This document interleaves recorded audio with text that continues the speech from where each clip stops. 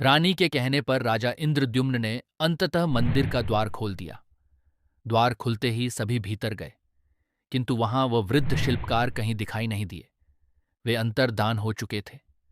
उनके सम्मुख जो दृश्य था वह अत्यंत अद्भुत था। वहां जगन्नाथ, बलभद्र और बीच में सुभद्र के विशाल विग्रह विराजमान थे। बड़ी बड़ी आंखें, एक मधुर मुस्कान, और ऐसा प्रतीत हो रहा था मानो स्वयं भगवान अपने भक्तों को निहार रहे हों। सभी भक्त ये दृश्य देखकर आश्चर्यचकित रह गए, किंतु राजा इंद्रद्युम्न के हृदय में एक पीड़ा उत्पन्न हुई। उन्होंने देखा कि भगवान के हाथ पूर्ण रूप से प्रकट नहीं हुए हैं।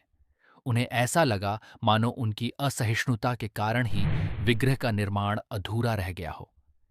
ये विचार आते ही वे अत्यंत व्यथित हो उठे। उसी समय वहां नारद मुनि प्रकट हुए। उन्होंने राजा से कहा, राजन, ये कोई त्रुटि नहीं है, ये स्वयं भगवान की इच्छा है। नारद मुनि ने बताया कि उन्होंने ये स्वरूप पहले भी देखा है। जब द्वारका में श्री कृष्ण ने वृंदावन की लीलाओं का स्मरण किया तो प्रेम भाव में उनका स्वरूप बदल गया। उनकी आंखें फैल गईं और उनके हाथ पैर शरीर में समा गए।